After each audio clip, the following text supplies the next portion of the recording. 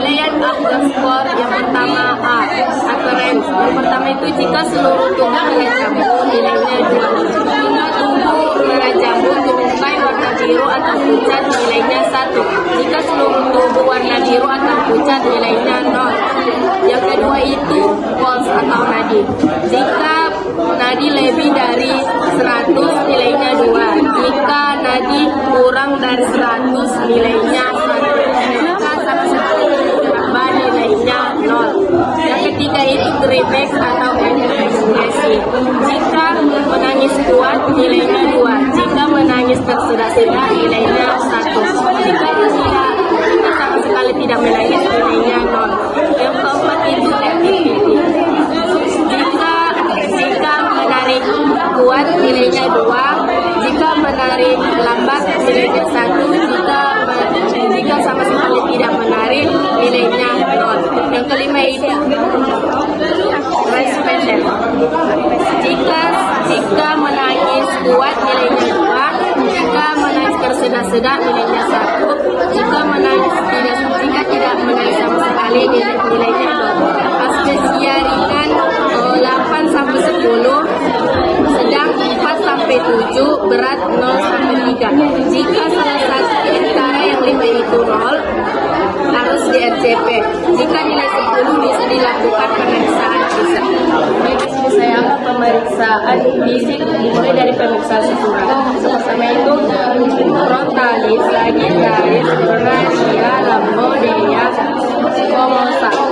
Kemudian pemeriksaan diameter yang pertama itu occipitogrammatica 9,5 cm, frontalis 11 cm, frontalis occipito 12 cm, mandibula occipito 13,5 cm, submandibula grammatica 9,5 cm. Kemudian lingkaran kepala, sirkumferensia occipito grammatica 32 sampai 33 cm, sirkumferensia occipito frontalis 33 sampai 34 cm, sirkumferensia occipito mandibula 34 sampai 35 cm. Kemudian kita melakukan pemeriksaan fisik mulai dari wajah.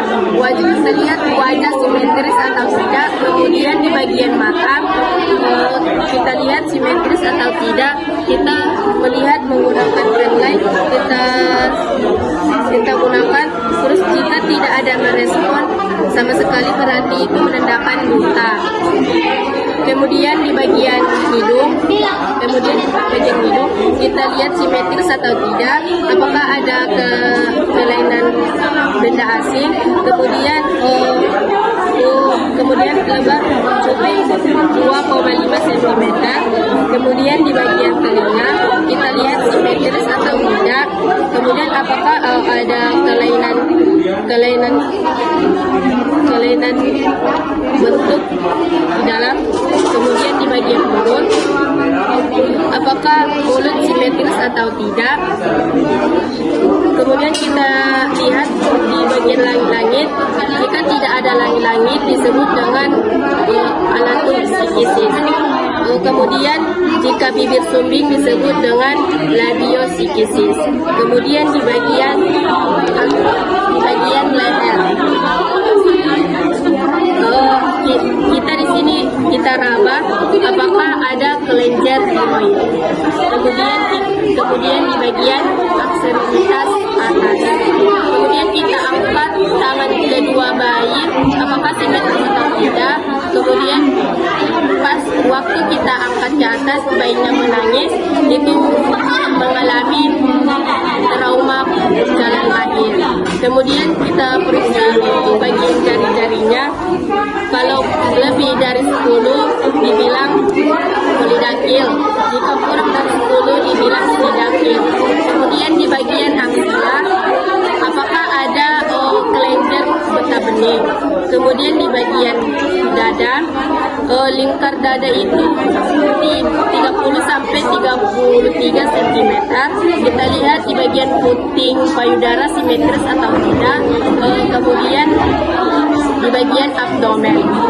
Apakah di sini di bagian abdomen simetris atau tidak?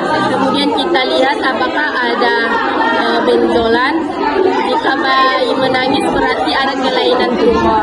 Kemudian kita lihat apakah bagian dada dan abdomen satu irama pas waktu bernapas. Kemudian di bagian X-ray, kemudian di bagian genitalia. Kita periksa di bagian genitalia pada laki-laki yang berukuran penis 3 sampai 4 cm, yang lebarnya 1,3 cm. Kemudian lubang uretra di bawah disebut dengan hipospadia. Kemudian di bagian skrotum kita palpasi di bagian skrotum dengan kita pastikan jumlah testis ada 2. Kemudian di bagian pada wanita jika labio mayora menutupi labia minor dan lubang uretra dan vagina. Kemudian di bagian anus. Kemudian jika tidak ada anus disebut dengan atresianya. Ekstremitas bawah, di mana kita angkat kedua kaki si bayi. Jika menangis berarti dia ada mengalami trauma pas jalan lahir. Kemudian bagian jari, jika jarinya lebih dari 10 disebut dengan poliakil. Jika kurang dari 10 disebut dengan sidang. 2, 3. Kemudian di bagian punggung kita lihat simetris atau tidak. Kemudian kita lihat adakah sipida di pinggang, kemudian bercamomo, lesu, dan tanda lahir. Ketiga. Baik, saya sudah melakukan pemeriksaan fisik dan penilaian tahap